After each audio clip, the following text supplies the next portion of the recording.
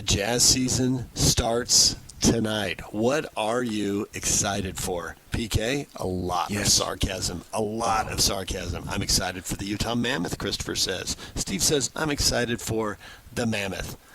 We've got Eldon, who's excited for hockey, and so is Jay. And we got David, who's excited for next year's draft. Vernon, I'm excited for them to tank and get the Thunder's lottery pick next year. We want another top 5 pick. We either want Cam Boozer or A.J. DeBonsa in next year's draft. Me too. I want them. I want them also. That's another story, though. The draft. That seems so far away right now. The NBA draft. What is that? The years go by fast, but the days are long. It's like, okay, the seasons go by fast, but the days are long, because that just seems like, wow, that is so much will be discovered between now and next year's draft. And I agree, man. Absolutely. I would love to have Cam Boozer and DeBonsa, or DeBonsa. I mean, you're not going to have and. It's technically it's the Jazz's draft pick, right? It's not OKC's pick. Right. No, it's the Jazz. They have to convey it. Right. If the things, the lottery balls and whatnot, beyond up to the 8 protected and all that stuff. That turned out that was a lousy trade to make. Horrible. For Derek Favors, as far as that goes. But nevertheless, that's a situation, and Ryan Smith and Ainge and these guys, they all inherited that, so they got to make the best of it. But for right now, yeah, it's kind of interesting that it's a little bit of a double-edged sword, because a lot of people are excited about the hockey team, but the good thing is the owner owns both of them, so either way he wins. But obviously he's a basketball guy, and so wants to see this team do well. We all want to see the team do well, and the level of patience for a franchise that basically wasn't required to have patience. I mean, you got to go way, way back. But at that point, way, way back, it was still probably in the honeymoon phase of thinking, man, we're just glad we got a team. And we'll worry about winning. I don't know. I wasn't here at the time, but I think that might have been something that they were thinking about. Plus, college basketball was still, you can argue at the time, king. So maybe people didn't even notice the Jazz as much. But all that's changed, and college basketball, at least for BYU's perspective, will be an enormous story this year. But you're asking this fan base, which hasn't had to have that much patience, to have extended patience. Because this rebuild, it's like if I turn around and look, I can't see the last time, metaphorically, the team was good, because it's been a big while. I get all that, but I'm not a guy who's caught up in the winning and losing. And it's easy for me to say right now, because we're not in February and they haven't lost 9 out of 10 and getting drilled and blah, blah, blah. That might happen at that time, and so it get a little laborious then. But for right now, I have a level, and maybe excitement isn't the greatest word, but what is the mystery going to be revealed and all that stuff. And I want to go back to what I just said. Ace Bailey, man, is he going to be the foundation piece upon which all is built? He seems like the most likely candidate to be a big star, and then you need good players around them. Can Hendricks be that? Can Filipowski be that? Is someone else going to emerge? Keontae George in his 3rd year, is he going to take a step forward? So all these guys have individual storylines. The problem is, you're right, it is the 4th year of the rebuild, and there doesn't appear to be an immediate end in sight. I mean, 4 seems like a foregone conclusion. 5 years in a row of missing the playoffs seems probable. I mean, that's a lot of, trade deadline, off-season moves, another trade deadline. I mean, a lot could happen in that time. You were joking about Giannis in the last segment. Doesn't seem likely there, but who knows? Teams' fortunes change pretty quickly. So who knows what move might be out there. But for now, just invest in these young guys and see who can take a step forward. Bailey seems like the most likely candidate for a star, but we've seen stars emerge from all over the different places in the draft, so somebody else, they can grab the bull by the horns, or any other handy cliche, and become a great player. That'll be exciting. Who can do it? We got 41 home games, and the first one's tonight. People trudge out there and see who can do it, who can take a big step forward. I think they could make a run at the playoff next year. If they got their draft pick that they keep, and it is certainly if it's top 2 or 3, I think they could have a shot at next season. Because you're looking for a player to emerge if Ace Bailey's that guy behind him. Well, they already got one. Certainly marketing. He doesn't need to emerge. He just needs to play. He needs to be out there and play as many games as possible, which hasn't been the case. See, I find this interesting, too, because maybe it's because I want it to be, but I think this team could be decently competitive to a degree. And that's very vague. I understand that. So you're talking like 30 wins? I'm being vague on purpose because I don't know what's going to happen, obviously. And with that in mind, I think they could be fairly competitive this year if they really wanted. And now I know Dawson Ainge said, yeah, that's not going to happen or something along those lines, a very succinct, to-the-point quote. But I wonder if that really isn't going to happen, because if they really do want to hold on to this pick, then they have to finagle it a little. Maybe they have to finagle it a little bit. Maybe they don't. But I think there's enough talent there to give it a run to where that pick can be in doubt. Now, that's not talking about getting to the postseason. I'm not saying anything about that right now. I'll have to wait and see how that shakes out. But as far as them maybe winning more ball games than anticipated, I can see that being a possibility. Now, the good thing for them is as you look in the West, it's very competitive. And which teams that would you be competing with that you could possibly rise above? If you look at it, what do they got? 16 teams? Is that what they got in each conference? 15 right now. Yeah. Okay, 15 right now. And so you look at it off the top of my head, possibly Memphis. They seem like they might be in a little bit of a rebuild. I think the Spurs are going to be better than them.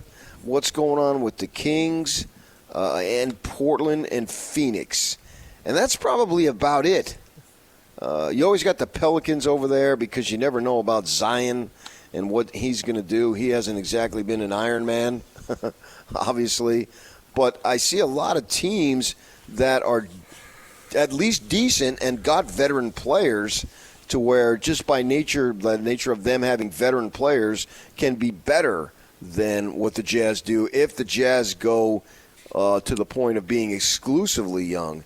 And I do realize that you have to factor in the Eastern Conference too. I have a little less knowledge about the Eastern Conference. That will give me a month or so, and I'll be up to date. But I feel more confident in projecting with the Western Conference. I get that. I am too. I would say that the early projections are that Washington and Brooklyn could have brutal seasons. Sure. And I think if you want to put a number on brutal, I would say 20 wins. And the Jazz Vegas number is 19.5.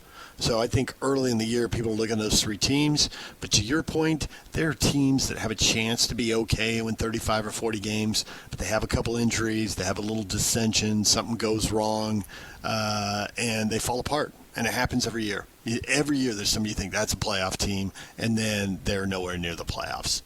But that's usually hard to spot now, and you have to wait to see who gets, once you lose your two best players and you lose, $60 or $70 million worth of salary sitting over behind the bench, just watching games, then you have a chance to be brutal in a way that we just can't predict sitting here in October.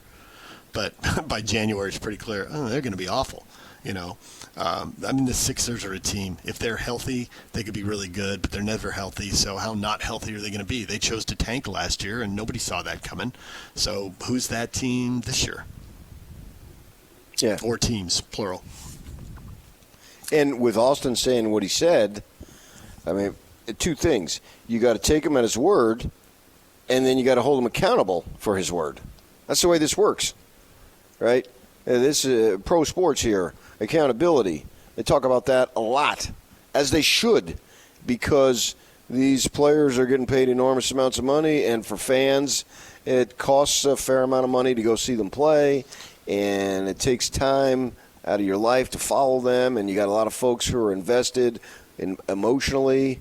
Some people, you just watch because you watch. It's something to do.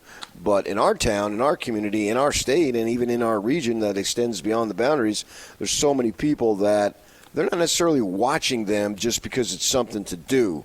Oh, there's a game on, I got nothing to do, I'll watch it, blah, blah, blah. No, I think this team has a lot of connection with its fan base, which means that there needs to be accountability. So what does that mean as far as Will Hardy and his players available? What does management want?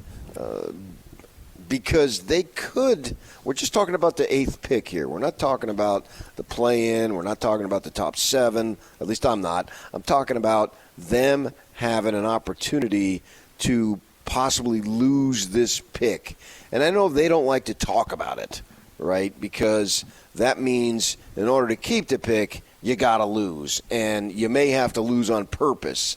And they really can't talk about it. They've been fined before. So I understand it's a little bit of a dicey situation for management to have to talk about it. I completely get it.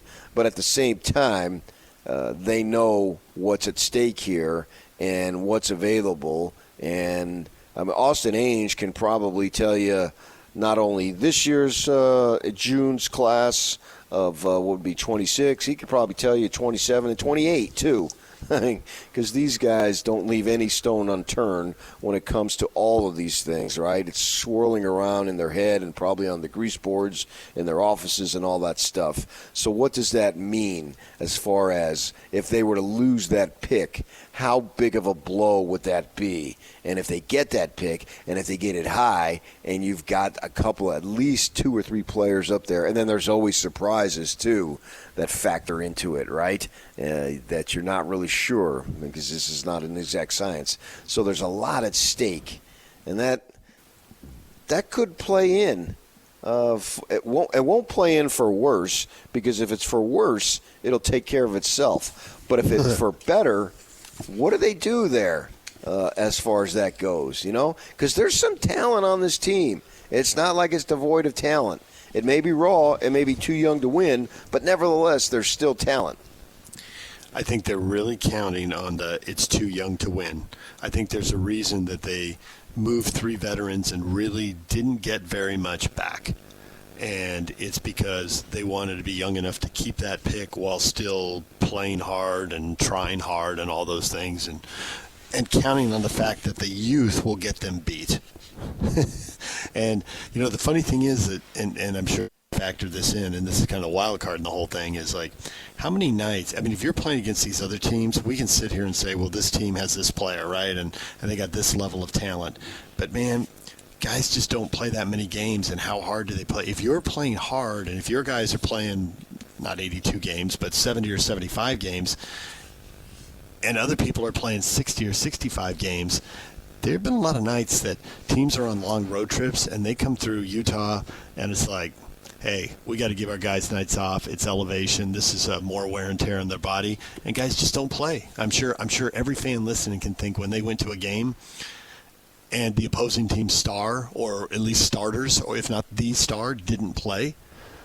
And for the fan who wants to see a win, that's great. But the fan who wants to see the best the sport has to offer, that's horrible.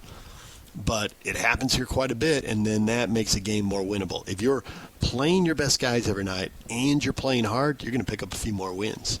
Now, if that moves you from 19 wins to 25 wins, you could still be one of the 4 worst teams in the league, and then you can't have bad lottery luck and slide out of the top 8.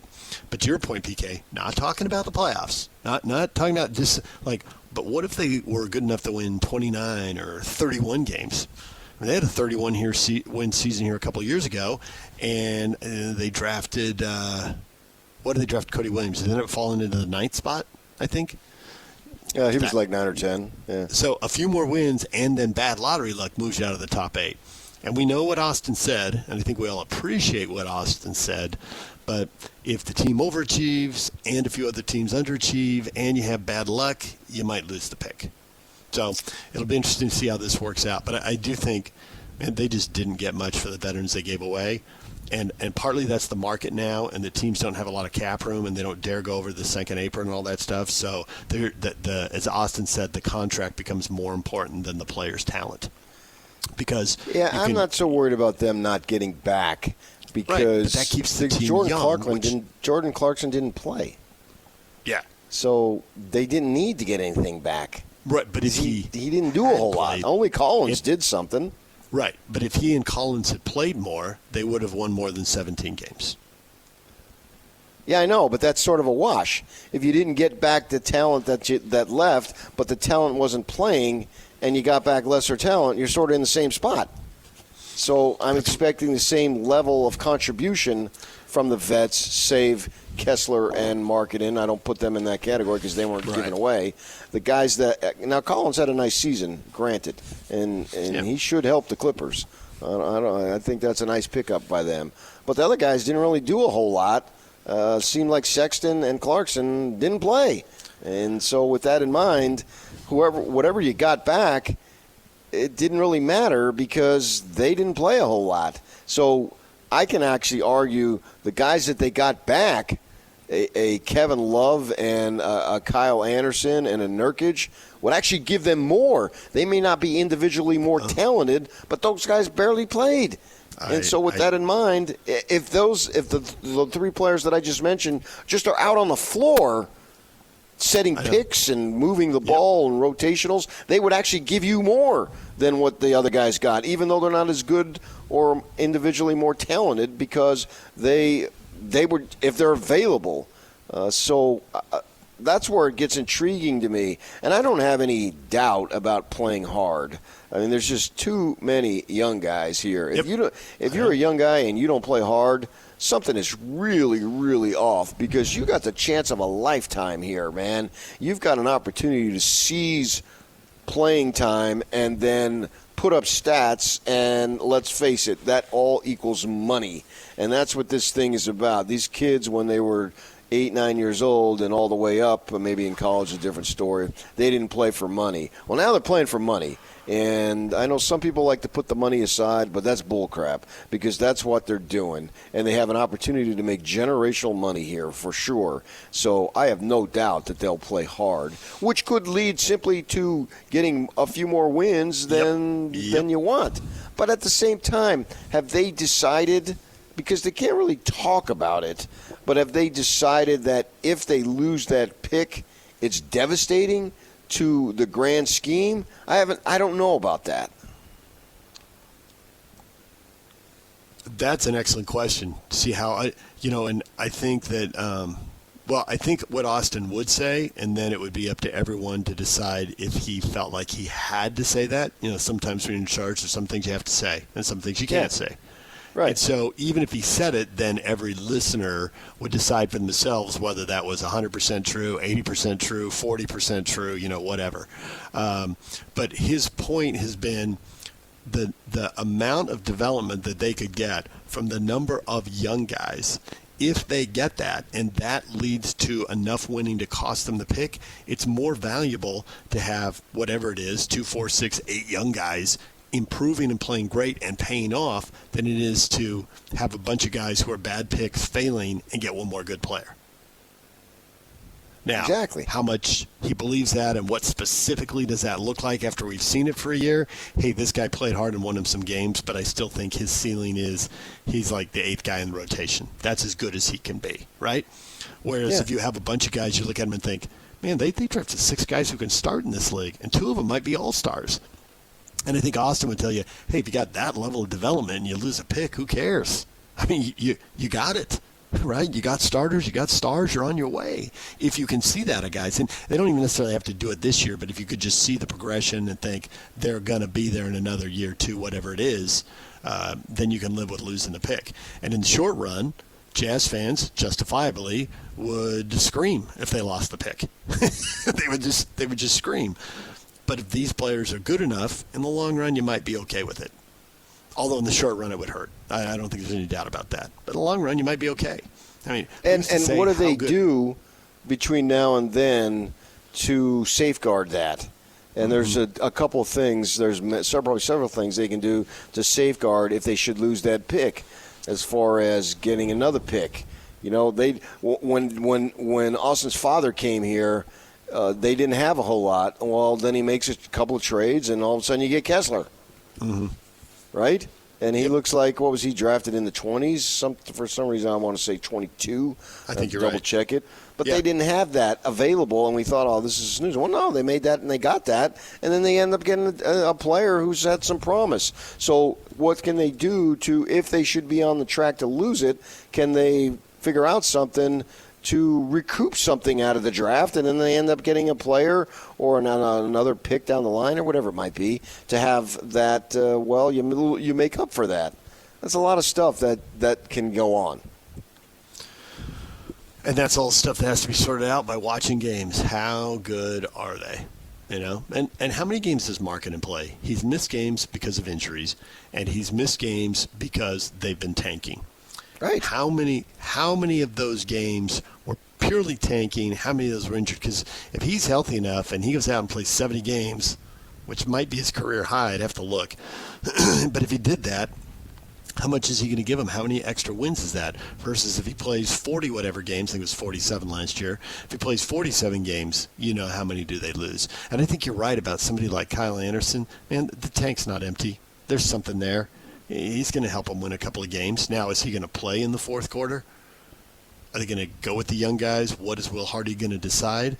Will Hardy clearly didn't like being reined in and the tanking. How excited are you about what Ainge said? Very. Two varies, and then the press conference is over and he gets up and leaves. It's really clear. Sick of the losing, sick of playing what he knew was not anything close to the best lineup. Okay, yeah. All that remains to be seen. And that is like big picture hovering over the franchise. But for now, we've got players. Yep. And we got players watching them develop. And that's tonight, that's exactly where I'm at. How good is Bailey? How good is Hendricks? How good is Filipowski? You go on down the line. All right, DJ and PK, there you go. That is the question of the day, hot takes or toast. Stay with us. More on the way. We're talking college football at the top of the hour. Riley Jensen will join us. We'll get his thoughts as BYU, one of the last 6 undefeated teams in the country. Can they keep it rolling at Iowa State? And if they do, then they keep it rolling for another week because they got a bye after that. And we'll see how many other teams drop off and how many unbeaten teams there are when they get back to action. But first, we'll see if they can beat Iowa State. And we'll talk to Riley about that game coming up at the top of the hour right here on 97.5, the KSL Sports Zone.